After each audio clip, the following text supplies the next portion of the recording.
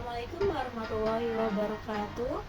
Perkenalkan, nama saya Indra Masari. Saya akan menjelaskan tentang apa sih pentingnya penggunaan bahasa baku dalam kehidupan sehari-hari.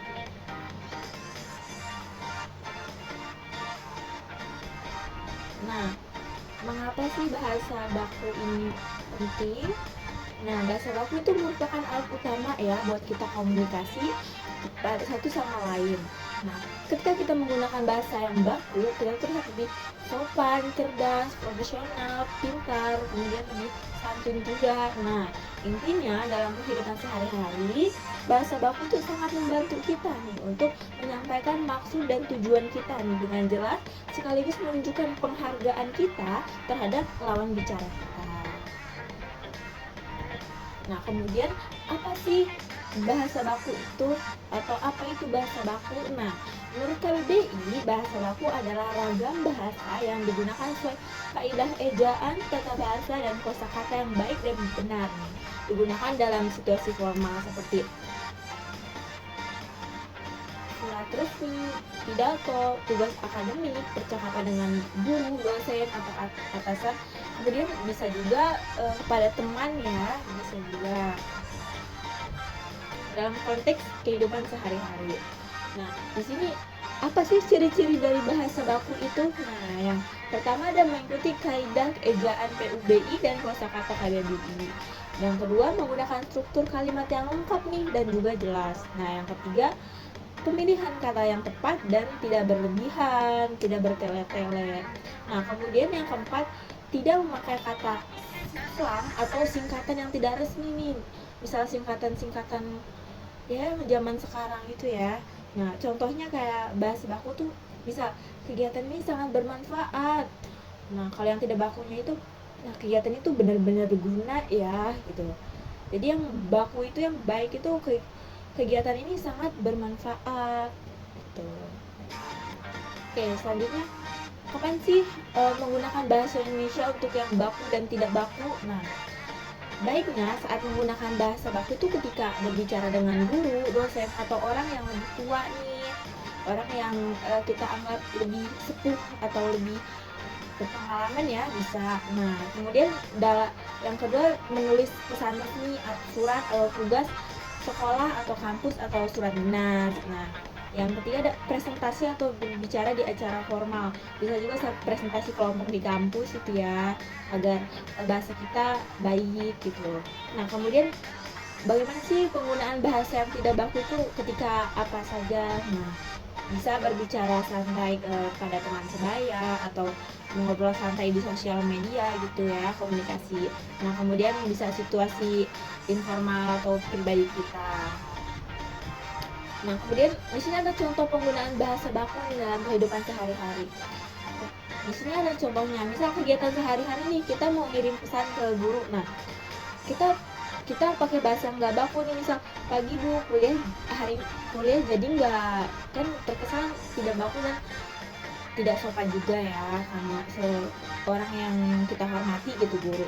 Nah, kita bisa menggunakan bahasa baku, misal selamat pagi bu, apakah kelas hari ini tetap dilaksanakan? Nah, seperti itu. Kemudian bisa juga saat di sini membeli sesuatu nih, misal bahasa bakunya kan berapa harga buku ini kan kalau kita membeli buku. Nah, kalau tidak bakunya tuh ini berapaan ya gitu, kayak tidak sopan dan kayak ke teman gitu. Oke. Kemudian saat kita bertanya di tempat umum nih, kalau kita mau duduk deh di KRL atau kereta atau bus yang lainnya, misal ke Kak atau Bang, kosong nggak nih kursinya, itu kurang sopan sih, itu kurang baku. Nah, bisa juga kayak permisi, apakah tempat masih kosong gitu. Kemudian saat berkenalan ke orang lain gitu, bisa kan kalau tidak baku tuh bisa halo, hai, aku Linda nih. Kalau yang sopan itu, yang bahasa baku itu bisa perkenalkan, nama saya Linda gitu. Oke. Nah, harusnya dampak positif nih dari membiasakan bahasa baku itu apa sih? Ada meningkatkan kemampuan berbahasa dan menulis. Jadi kemampuan berbahasa dan menulis itu jadi baik gitu loh. Jadi bahasa Indonesia itu baik dan benar. Nah, kemudian ada membangun citra diri yang kita tuh sopan dan profesional. Jadi kita tuh kelihatan kayak kita tuh sopan loh, kita tuh profesional loh. Nah, kemudian membuat komunikasi sehari-hari lebih jelas, teratur, menghormati lawan bicara, dan jelas, mudah dipahami. Kemudian ada menumbuhkan rasa bangga nih terhadap bahasa Indonesia yang kita gunakan. Nah, dari dampak negatifnya juga nih jika kita tidak menggunakan bahasa baku, komunikasi tuh bisa salah paham. Nah, kadang kalau kita nggak menggunakan bahasa baku atau bahasa Indonesia yang baik dan benar tuh komunikasi tuh bisa rawan gitu loh disalahpahami gitu. Kemudian ada terlihat kurang sopan juga kalau kita bicara ya nggak menggunakan bahasa baku ya, dan juga tidak profesional juga. Ini ada mengurangi kejelasan nih dalam tulisan atau percakapan nih, jadi kayak kurang jelas gitu, ini makna dan maksudnya itu apa. Kemudian tidak terbiasa nih berbahasa yang baik di situasi formal, jadi kita tuh kayak terbiasanya tuh berbicara non formal di situasi formal, itu nggak boleh ya. Kita tuh harus berbicara yang baik di situasi formal, harus situasional lah. Dan di sini ada cara membiasakan diri menggunakan bahasa baku nih, bisa membaca berita atau artikel resmi atau bahkan buku gitu ya kan yang bahasa Indonesia bagian benar. Kemudian menggunakan KBBI daring nih untuk memeriksa kata. Kemudian ada tulis pesan atau caption media sosial dengan bahasa yang sopan, kemudian baik juga, kemudian dengan sesuai dengan KBBI lah ya. Kemudian bisa melatih diri berbicara dengan bahasa yang sesuai dengan lawan bicara dan situasi yang sesuai juga. Kemudian di sini ada kesimpulannya, kita masuk ke kesimpulan. Nah, pentingnya bahasa baku ini nggak hanya berlaku di lingkungan sekolah atau kantor, tapi juga dalam pergaulan kita sehari-hari. Dengan penggunaannya, kita menunjukkan nih rasa hormat, bersikap sopan, dan terlihat cerdas dalam berbahasa.